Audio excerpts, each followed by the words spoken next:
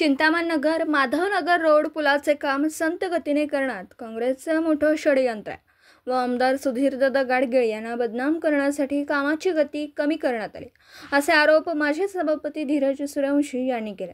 काँग्रेसचे राजकारण आणि सामान्य जनतेला वेठीस धरणं हे बरोबर नाही। आम्ही जनतेबरोबर आहोत। जनतेच्या समस्या जाणून घेण्यासाठी आम्ही आज जिथे काम चालू आहे तिथे आंदोलनाचा इशारा आम्ही दिलेला आहे। ज्या अधिकाऱ्याने येथील काम पूर्ण होण्यासाठी मुदत दिली आहे त्या मुदतीमध्ये जर काम पूर्ण झाले नाही तर जन आंदोलन उभारण्याचा इशाराही माजी सभापती धीरज सूर्यवंशी यांनी दिला।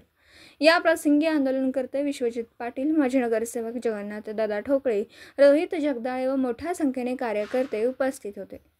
पत्रकार राजेंद्र शिंदे, झी न्यूज मराठी। जिव्हाळ्याचा विषय असलेला आपला माधवनगरचा ओव्हरब्रिजचं जे काम 6 महिन्यात पूर्ण व्हायचे अपेक्षित होतं, गेले वर्षभर झालं हे काम रखडलेलं आहे। या रखडलेल्या कामाच्या मागचा ज्या अडचणी आहेत त्या आम्ही आता आपल्याला माझे सहकारी मित्र सांगतीलच, पण जनतेस वेठीस धरून विनाकारण राजकारणाचा करण्यासाठी काही लोक जे प्रयत्न करत आहेत तो मोडीत काढण्यासाठी आज आम्ही आमचे भारतीय जनता पार्टीचे सर्व युवा सहकारी आज आम्ही या जागेवरती आलेले आहेत आणि ब्रिज पूर्ण व्हावा हीच भारतीय जनता पार्टी, आमचे नेते सुधीरदादा गाडगीळ यांची भावना आहे। त्यामुळेच हा ओव्हरब्रिज त्यांनी मंजूर करून आणला। याच्याबरोबरच सांगलीच्या विकास कामात त्यांनी भरपूर कामाचा धडाका लावलेला आहे, पण विनाकारण जाणीवपूर्वक काही लोक दादांच्या नावाने की ब्रिजला थांबलेला आहे अशी जी हे उठवत आहेत, अवयव उठवत आहेत, ती थांबण्यासाठीच आज आम्ही सगळे आमचे भारतीय जनता पार्टीचे युवा सहकारी आज आम्ही याला आपल्याला उत्तर देतो। 2 सहकाऱ्यांनी आता या पुलाच्या बद्दल होणाऱ्या कामाच्या दिरंगाईबद्दल भूमिका मांडलेली आहे। एकूण या पुलाला 21 कोटी रुपये निधी अपेक्षित होता। त्यातून PWDचं योगदान जे होतं ते 5 कोटी 67 होतं, त्यातले रेल्वेनं 2 कोटी रुपये अदा केले आहेत। कॉन्ट्रॅक्टरदाराकडून कायमची बोंब होते की आम्हाला पैसे मिळालेले नाही आहेत, शासनाकडून पैसे आम्हाला येत नाही, तर महापालिकेने शेवटचा जो निधी आहे 2 कोटी रुपयाचा तो 24 तारखेला त्यांना अदा केला आहे। या ठिकाणी कोणती आर्थिक जी त्यांना तुटपुंजी जी मदत होते किंवा आम्हाला पैसे मिळत नाहीत ही जी त्यांची जी बोंब आहे ती सगळी खोटी आहे। ज्या प्रकारे धीरज सूर्यवंशी यांनी जे आत्ता आरोप केला आहे की यासाठी सांगली विधानसभेचे कार्यसम्राट आमदार सुधीर गाडगीळ यांच्यावर कुठेतरी हा आक्षेप आणायचा आणि लोकांच्या मनामध्ये संभ्रम अवस्था निर्माण करायची। जनतेला सर्व काही माहीत आहे, जनतेला सर्व काही न्याय आहे। येत्या कालावधीमध्ये 15 ते 20 दिवसामध्ये जर का या कामावर पाहणी आम्ही वेळोवेळी करणार आहोत। 15 ते 20 दिवसामध्ये जर का या कामाची गती जर का वाढली नाही तर पुढील ही सर्व समिती बसून आंदोलनाची मोठी दिशा ठरवेल आणि एक मोठं जन आंदोलन या ठिकाणी त्या ठेकेदाराच्या विरोधात आम्ही करणार आहोत। तर या सर्व सांगलीचा भ्रम आम्ही दूर करतोय की सांगलीचे कार्यसम्राट आमदार हे या सर्व गोष्टीसाठी पाठपुरावा करतायत, राज्य सरकारकडे करतायत, जिल्हा प्रशासनाकडे करतायत, रेल्वे प्रशासनाकडे करतायत। यासाठी जो निधी लागणार तो सर्व निधी त्या ठेकेदाराला अदा करण्यात आलेला आहे। धन्यवाद। तुम्हाला तुमची क्वालिटी माहीत नाही, आपण एवढं मोठं काम करू शकत नाही तर घ्यायचं कशाला? आणि जर तुम्ही घेतला हे काम तर मग तुम्ही मनुष्यबळ का ठेवत नाही? म्हणजे याच्या मागं तुमचं षडयंत्रच चालू आहे ना, आम्हाला बदनाम करण्यासाठी आमच्या नेत्यांना, दुसरं काय नाही। सगळं चेक केलं, सगळं माहिती घेतल्या, सगळं तुम्हाला वेळ आली तुमच्यासमोर सगळं पुराव्यानिशी आम्ही कॅश करू। अनुभव आहे का अनुभव असल्याशिवाय ठेकेदाराला टेंडर काय मिळत नाही। अनुभव आहे त्याला, बेसिक कारण बाकीची कामं त्यानं व्यवहार पूर्ण केला ह्याच कामासाठी, म्हणजे एखाद्याला बदनाम करण्यासाठी हे सगळं षडयंत्र। ह्याच कामात दिरंगाई का हा तुम्ही शोधण्याचा प्रश्नाचं उत्तर शोधण्याचा प्रयत्न करा। बाकीचे कामं त्यांनी केलेत, ह्याच कामाला दिरंगाई होते आणि प्रशासनाचा आरोप आहे बघा हे असं आहे।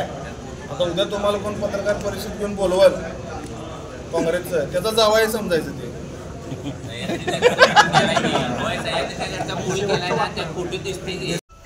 आज भारतीय जनता पार्टीच्या सर्व पदाधिकाऱ्यांच्या वतीनं आम्ही इथं सर्वजण पुलाची पाहणी केली, माधवनगर रेल्वे पुलाची।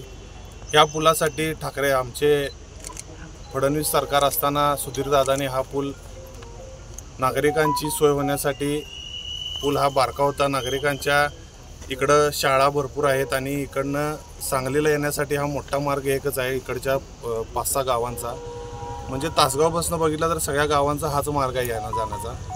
आणि ती जी क्षमता नागरिकांची या जायची बघता सुधीरदादांनी तत्परतेनं हा पूल मंजूर करून घेतला, काम चालू केलं। पण इथं आता बघितलं तर हा पूल 6 महिन्यात पूर्ण व्हायला पाहिजे होता, पण कॉन्ट्रॅक्टरची मानसिकता दिसत नाही हा पूल पूर्ण करायची.